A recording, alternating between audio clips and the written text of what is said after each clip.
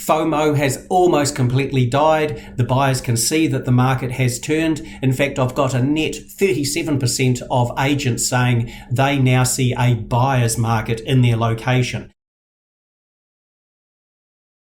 Hello again, everybody. Over the past week or so, I've had a number of people ask me about what are the impacts likely to be of Russia's invasion of Ukraine. Now, when these sort of things happen, as a rule, I don't generally like to take any strong positions because we simply don't know exactly how things are going to pan out.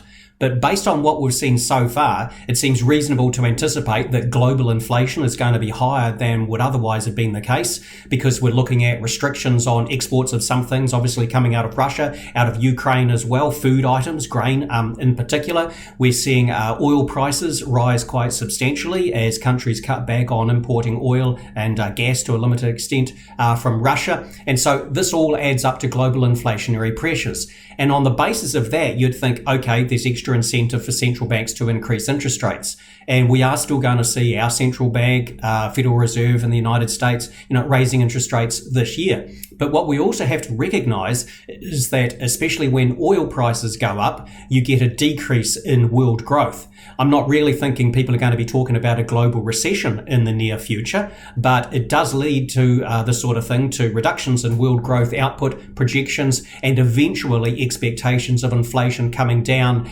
next year. And as I think I might have said last week, it's next year that central banks are thinking about when they're tightening their monetary policies at the moment. So there's certainly going to be some nerves about inflation overall this year, but for next year, in many regards, the outlook for inflation is getting better / lower because the world outlook is not quite so good. For New Zealand, however, we're seeing soaring commodity prices, so that's partly why the Kiwi dollar is holding up and rising a little bit, simply because we've got very strong growth in our food, predominantly export prices out there. So a bit of a sort of a double-edged thing there hitting New Zealand. The other thing I just wanted to briefly mention this week is the results from my latest survey of real estate agents around the country. On average, over the past 2 years almost, we've had about a gross 63% of agents each month say they can see FOMO, fear of missing out, on the part of buyers. Back in October, that was still 70%, so things were still fairly strong.